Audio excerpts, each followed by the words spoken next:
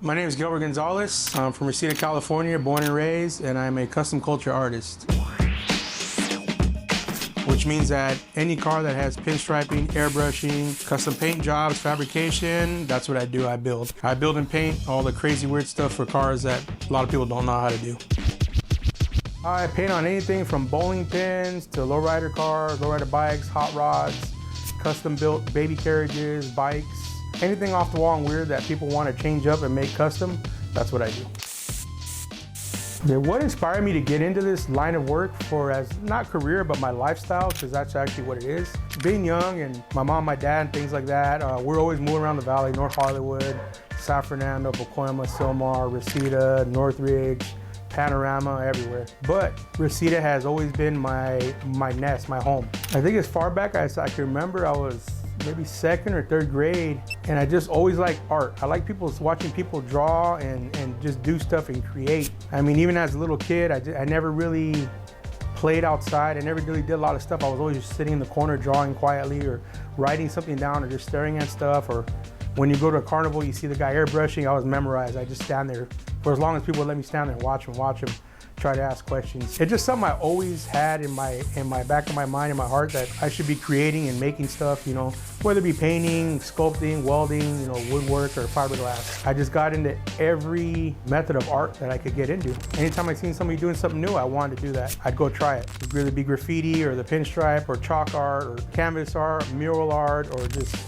anything building or creating. I just wanted to learn it. You know, a couple of years ago, I helped Reseda Elementary paint the elementary I used to go to, help them do murals on the walls and do projects for them, things like that. And that brought a really good feeling because it made me realize that, you know, people didn't just see me as just, you know, a graffiti artist or just an artist or just, you know, whatever. They actually took what I could do and appreciated it. And they liked it so much that they would ask me to come to schools or wherever else just to help them do artwork. And that brings a good feeling. It's like, all right, I've touched these many people that these many people know about me. Just all the people that I know, they're constantly telling me, dude, you're doing a great job. I seen that on Instagram. I seen your pictures on Facebook. Oh, hey, I want to get this piece. I want to buy that piece. Or I got a kid's birthday coming up. Can you do this for him? Hey, I want to do a wall mural over here. Or people don't even know my name. And they'll call me, hey, I want to do this. I want to do that. Okay, you know. So I guess the connections that I have there with all the different families and friends that still live there inspire me to do more work and better work and constantly continue and evolve the style of whatever project I happen to be doing at the time. That's where I belong. Whenever I feel bad or whenever you feel out of place, even though I don't live in Reseda, I live in Canoga Park now, I drive back there. I still drive through the old neighborhood. I go to the old houses. I go visit my old friends who still live there. You remembered, oh, I remember when I ran through there, or we used to ride bikes over here, or, you know, walk around the neighborhood 2, 3 in the morning for no stupid reason, just bullshitting with your friends. It's just a safe place. And I mean, honestly, really, it's kind of my charging station. I'll go back to Reseda and just kind of walk around the neighborhoods and just get re-energized, because that's where I started my art journey, and my whole life journey started there. The thing I love most about the art that I create is it's so unique that not everybody can do it. I mean, there's all kinds of different artists and things, guys who paint on canvases or do woodworking. What I do kind of brings all that together with custom automotive paint. So it's just very satisfying to go to an art show or take things to a show or have people come to my house or my shop with a specific project that nobody else can do, knowing that I can get it done. These people have a vision in their head of what they want me to do, but they can't physically do it themselves or bring it to life themselves. So they'll come to me and kind of give me an idea of what they want, colors, you know, things that they want done on it, and I make it happen. I sit there and do everything by hand, cut it out by hand, hours and hours and hours into the morning, sometimes 2 or 3 days in a row. You just keep working because you get really into the project. And then when you're done and they bring the people to pick up your piece of art, whatever you did for them, just the look on their face, and they can't believe that what they had in their head, you just actually made become reality. And just making crazy weird art that's really cool that people like to hang and that want to buy, and I could take to a show and everybody oohs and ahs over it, and it's really cool. It's a satisfying feeling to know that the stuff that comes out of my head that I paint, build, make, weld, or whatever I happen to do to it brings joy to these people for even that little bit of time. Most recent project I worked on, had the privilege of working on, was for Victor Koch from Sylmar, California. He's a car builder, custom builder. He took a 1962 T-Bird and turned it into a futuristic spaceship, and I'm doing the paint job on that for him.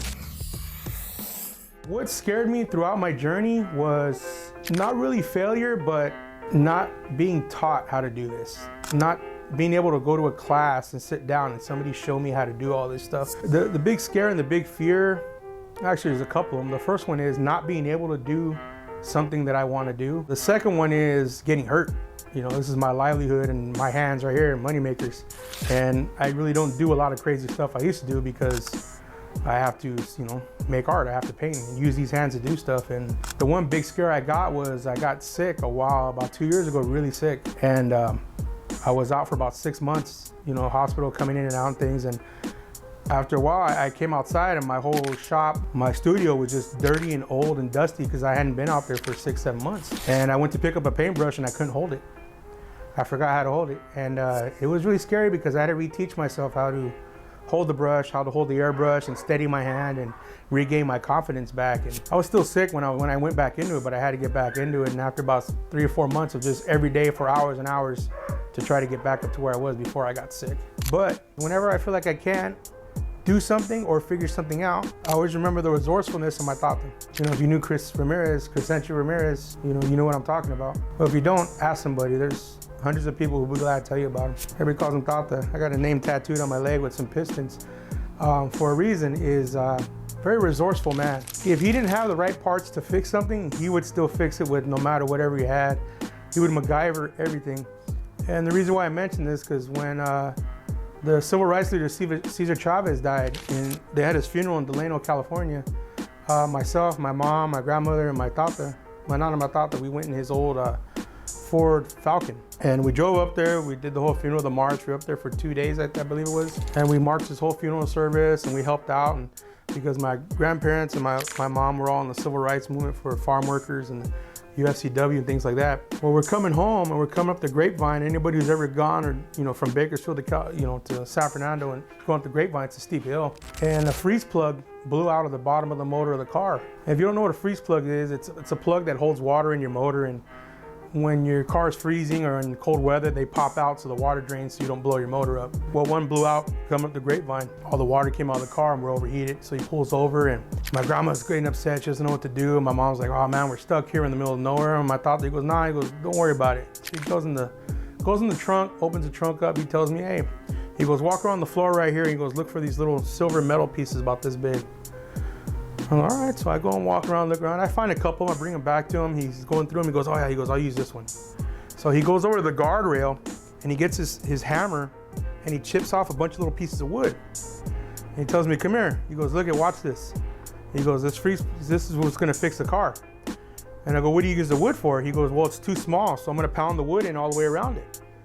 And I told him it's not gonna mess it up. He goes, no, it's gonna seal it. Now, how's it gonna seal it? He goes, well, when I pound it in, we're gonna fill the car with water again and let it run.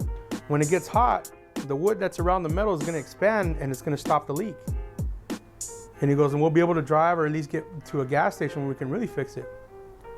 So I go, okay, and I think I'm like 12 or 13 at this point. I'm not really like getting it. So we crawl in there and I'm handing a piece of wood and he's in there tapping and everything. He took his shirt off and he's in the dirt and we're tapping, we're fixing this stuff. And somebody pulls over, you guys all right? And he goes, yeah, we got it, we're okay. So they leave and he keeps tapping all these little pieces of wood and has my grandma, my nana and my mom go and get go get water, and they bring it back from the little spigot. We start filling it up. He turns the car on, it's warming up. He goes, now watch.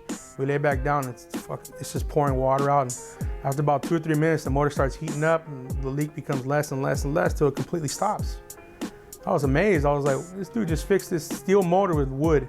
Not even real wood, like chips of crappy wood that was just laying around. So he fills it up, we get back in the car, all right, get in, we take off. I think he had that Falcon for about another 5 or 6 years and he never took the wood out. He never changed the plug, and then when he sold it like the way it was when he fixed it, but it never leaked again, never gave another problem. He always told me, take it apart, you can fix it because somebody built it and put it together.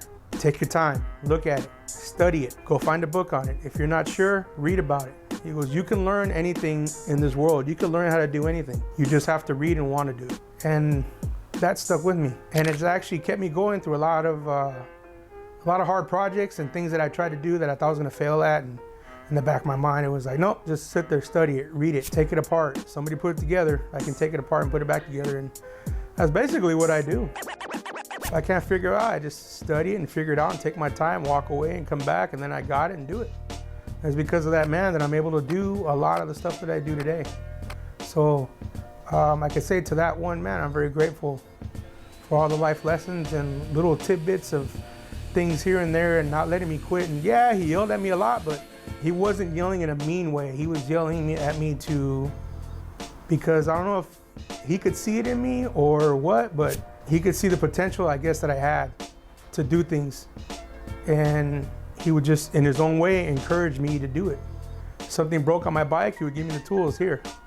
But whenever he would call one of us over, my cousins, come and watch me do this, come and help me, you would get mad. Man, I don't want to go do that. But if I knew back then what I was going to be doing now, I would have spent every day with that man because he knew how to do so much stuff. He forgot more stuff than I'll probably ever learn. And I think I just owe a lot to my tata.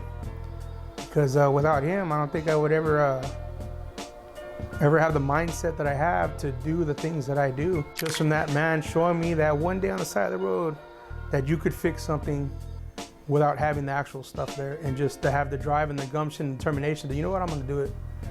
And then just getting it done. And man, it means a lot to me. I think about him every day and I thank him every day. But yeah, that's my tata. That was literally the most important man in my life, even to this day. Actually, my next big goal is to get a kid, get a child. I mean, me and my wife, we can't have kids ourselves, so we've actually been going through adoption, which has taken a long time, but it's a long, hard battle, and it's a very emotional battle. A lot of people don't know how hard it actually is to do this. It takes a lot. And you and your partner have to have a really good understanding and really talk about what's going on, and you have to be really ready to discuss with your partner, things that are going on, because it's not an easy travel. I mean, I encourage a lot of people to do it because it's a good thing to do, but just be ready for emotional ups and downs. It gets hard. Wow, quote that I live by and why. Can I show you my arms? Yeah. Actually, the quotes that I live by, I have on my arms right here. And the reason I got these is because in the end, you only have two types of people really. You got your friends and your family. So on my arms it says, fight for friends, but I'll die for family. And that's for anybody, my friends or my family. If you need help, I'll be there. If you need somebody at 2 in the morning to pick you up, I'll go get you. If you need a ride, I'll go get you. If you're in trouble, I'll go get you. If you need a place to stay, food, if you don't want to sit down and talk, I'm here. And I think everybody pretty much knows that about me. If you need something, if I have it, it's yours. If you're hungry, I got food, come and get it. If you just want to go somewhere and go to sleep, my house is open. Come take a nap, relax, and just be safe and know nobody's gonna mess with you. I just really care a lot about the people that I know. I have a big circle, but it's a tight circle. I mean, the people that I hang around with, that I associate with they're not losers. They're all industry people. They're all family that's doing things. All my friends are doing things. Either they have their own companies, their own business, be it in the art world or industrial world or whatever, but pretty much everybody I hang around with is successful in whatever field they're doing or whatever they decide to do. Even in my family is all successful. There's not one of us that's a bum, that's lazy, that is not doing something with their life. Everybody says, oh, I got that one person in my family that doesn't do this, that's a drug head, that's this and that. We don't have that. We all pick each other up. One of our cousins is down, the other one's calling, hey, you need a job, you need cash, what do you need? Can I help you out with this and that? And that's how we all get along. And we grew up tight like that. And I actually got that from my father. He was always about his family. I mean, there's a lot of quotes out there, but these two quotes fit me the best. That's why I got them on my arms forever. Because I always fight with my friends, but I'll die for my family first, no matter what. Whoever it is. Congratulations, the adoption is now. Certificate that you all will get. Danny. Where's Danny? Danny. Who's Danny? I know. No, the other Danny. Not you, Danny. Little Danny. Okay.